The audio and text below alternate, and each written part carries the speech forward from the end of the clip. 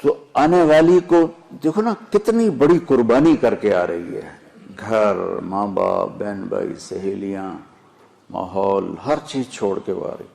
تم آتے اس کو کڑاہی میں ڈال دو تو اس کا کیا حال ہوگا. اور جتنی کوئی مشین قیمتی ہوتی ہے اس کی ڈائی اس سے بھی قیمتی ہوتی ہے. ڈائی سانچہ انگریزی میں ڈائی کہتے ہیں، اردو میں سانچہ. مرسڈیز کا جو سانچہ ہے جس میں مرسڈیز ڈھلتی ہے وہ مرسڈیز سے زیادہ مہنگا ہوتا ہے. اس پہ کوئی ذرا بھی خراش آ جائے نا اس کو تبدیل کر دیتے ہیں، نیا لگاتے ہیں. یہ جو 2-3 سال ایک ہی ماڈل چلتا ہے کہ نیا ماڈل لانے کے لیے کروڑوں ڈالر پھر خرچ کرنے پڑتے ہیں کہ نئی ڈائی بنانی ہوتی ہے، نیا سانچہ بنانا ہوتا ہے. اس لیے 3 سال ایک ہی ماڈل چلتا ہے. تو دنیا کی سب سے قیمتی مشین انسان ہے جس کا سانچہ ماں ہے، جس کی ڈائی ماں ہے. مرسڈیز کے سانچے پر خراش پڑے تو بدل دیتے ہیں، اور ماں بن گئی ہے بچی اور اس کے پیٹ میں بچہ ہے. سسر اس کو ڈانٹ رہا ہے، ساس اس کو ڈانٹ رہی ہے، نندیں اس کو ڈانٹ رہی ہیں، دیور اس کو ڈانٹ رہے ہیں، خامد اس کو ڈانٹ رہا ہے. تو ڈائی اندر میں تو پرزے ہو گئی نا.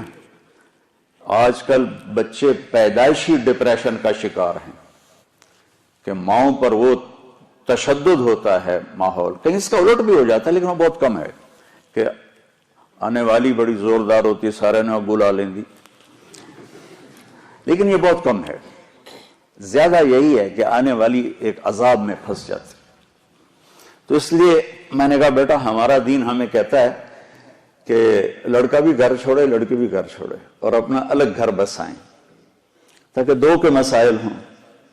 اب جو بیچاری جاتی ہے وہ سارے گھر کی خدمت اس کے ذمہ ہو جاتی، ماں کی بھی کرے، ساس کی بھی کرے، سسر کی بھی کرے، اور خامند کی بھی کرے، خامند کی بہنوں کی بھی کرے، گھر کے برتن بھی صاف کرے، جھاڑو بھی دے، سارے کام اس کے ذمہ ہوتے. میں تمہیں پہلے بھی کئی دفعہ سنا چکا ہوں کہ اللہ تعالیٰ نے یہ ماحول کیسے آنکھوں پہ پٹی باندھ دیتا ہے. ٹھیک ہے، میری شادی ہوئی فیصل آباد، میرا گاؤں. اس وقت وہاں بجلی بھی نہیں تھی. تو میری بیوی شہر سے اور وحشت زدہ ہماری جانگلی زبان وہ سمجھتے نہیں تھی، چپ کر کے بیٹھی رہتی تھی. تو وہ پھر میرے پاس روتی، تسی بولی جاندے ہو میں نے پتہ ہی نہیں لگتا تسی آگ کی رہے ہو. ایسی کیفیت. اور اللہ نے آنکھ کھولی تو نوکر، کھانے والے الگ، پکانے والے، کھلانے والے الگ، پکانے والے الگ، سودا لانے والے الگ، حکا بنانے والے الگ. حکے کا ایک مستقل نوکر ہوتا تھا جس کا کام تھا صبح حکا تیار کر کے رکھنا اور پھر عصر کے بعد دوبارہ حکا تازہ کر کے رکھنا. اس وقت حکے پر پوری مجلس لگا کرتی تھی.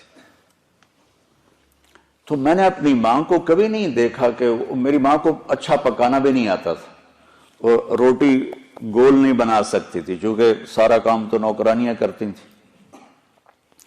تو میری ماں کو کوکنگ نہیں آتی تھی اور نہ ہی کوئی روٹی پکانی آتی تھی. بطور عورت تھوڑا بہت وہ جانتی تھی لیکن چونکہ کام کرنے والیاں ہوتی تھیں تو ان کو بھی ضرورت نہیں پڑی.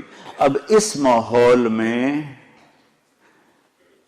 جرگا، پوری مجلس شورا بیٹھی ہے، پوری فیملی کی عورتیں اکٹھی ہیں اور گفتگو کیا ہو رہی ہے؟ تیری ماں تا چولہے تے سڑدی پئی ہوندی ہے تے بیگم تیری ٹھک تے پیڑے تے بیٹھی ہوندی، ٹھک تے منجی تے بیٹھی ہوندی. اور میں ہنس پڑا. میں نے کہا میری ماں کداں چولہے تے سڑی؟ میں نے کہا میں بھی تو اسے ماں چو جمیا، میری ماں نو تو ہن تائیں پکاونا نہیں آمدا تو کداں چولہے تے سڑی ہے جو میری بیگم جیڑی ٹھک تے بیٹھی تے ماں چولہے تے سڑدی پئی. میری ماں صرف نگرانی کے لیے جاتی تھی کیا پک رہا ہے کیا ہو رہا ہے بس.